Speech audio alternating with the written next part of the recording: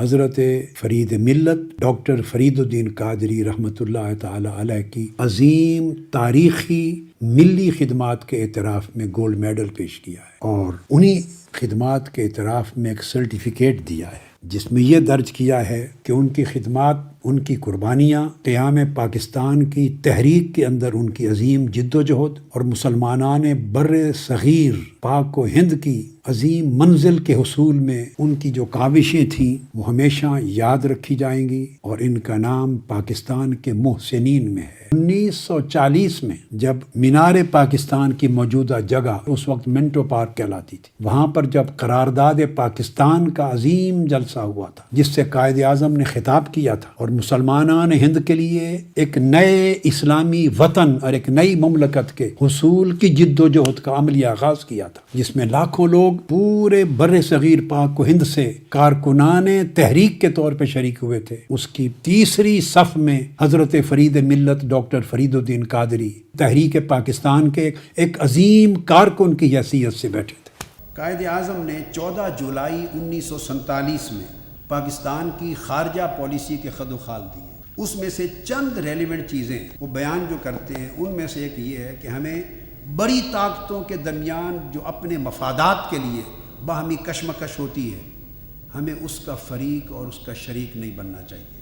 قائد اعظم واضح طور پر اسلامی فکر کے علمبردار تھے، اور انہیں اپنے عقیدہ اسلامی پر کسی جگہ بھی کبھی معذرت خواہی کا رویہ نہیں اڈاپٹ۔ وہ کبھی معذرت خواہ نہیں تھے، وہ بولڈ تھے، جرت مند تھے، کلیئر ہیڈڈ تھے، ان کو کلیئرٹی تھی، ان کے اندر کنوکشن تھی، کمٹمنٹ تھی، کلیئرٹی تھی، کریج تھی، اور وہ جرت کے ساتھ اپنے عقیدہ اسلامی اور اس فکر اسلامی کے مطابق ہر موقع پر اپنی بات کرتے۔ اسٹیٹ بینک افتتاح کے موقع پر تقریر کی اور قائد اعظم نے فرمایا، لہٰذا ہمارے لیے عوام کو خوشحال اور فارغ البال بنانے کے لیے قطعاً مغرب کے اقتصادی نظام کے نظری اور عملی طریقے کی پیروی کرنا ہمارے لیے بے سود اور بیکار ہوگا۔ اور وہ کہتے ہیں ہمیں چاہیے کہ ہم ایک نئی راہ عمل اختیار کریں اور دنیا کے سامنے ایک ایسا اقتصادی نظام پیش کریں جو انسانی اخوت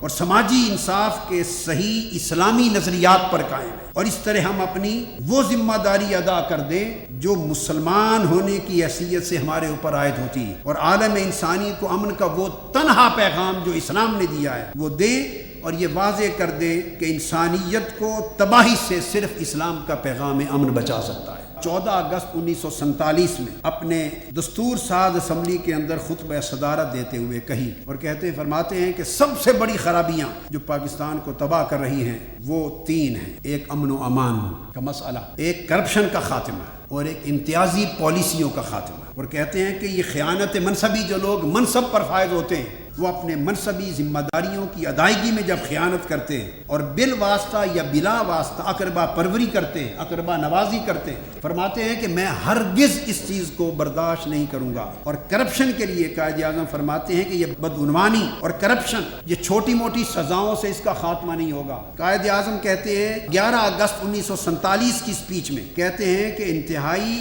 سخت سزاؤں کے ذریعے اس لعنت کا، کرپشن کی لعنت کا کلی خاتمہ کرنا ہوگا۔ اور فرماتے ہیں کہ یہ جو وسیع پیمانے پر فاقہ کشی، لوگوں کی ہلاکت، غربت، روزگار سے محرومی اور جتنی تباہی سوسائٹی میں سوشو اکنامک سیکٹر میں نظر آتی ہے، اس کا ایک بہت بڑا بنیادی سبب اہل اقتدار کا، ذمہ دار لوگوں کی کرپشن ہے، چونکہ وہ پورے نظام کو اپنی طاقت کے بلبوتے پر اپنے ہاتھ میں کنٹرول میں رکھتے ہیں، اور جو کہتے ہیں وہ ان کا قانون ہوتا ہے۔ کہتے ہیں کہ پوری قوت کے ساتھ اس کرپشن کو ختم کرنا ہوگا اگر ہم پاکستان کو وہ پاکستان بنانا چاہتے ہیں جو قائد اعظم کی تعبیر کا پاکستان تھا۔ قائد اعظم اس ملک میں جس عدلیہ کی آزادی کو ہر صورت سیکیور کرنا چاہتے تھے، آج اس عدلیہ کی شاہ رگ پر بڑے بڑے مضبوط طاقتور پنجے ہیں، اور وہ طاقتور پنجوں کی منشا کے خلاف ایک فیصلہ کرنے کی عدلیہ پاکستان کی جرت نہیں رکھتی۔ قائد اعظم نے جس جمہوریت کی بات کی، افسوس آج پاکستان غیر جمہوری جمہوریت کا شکار ہے۔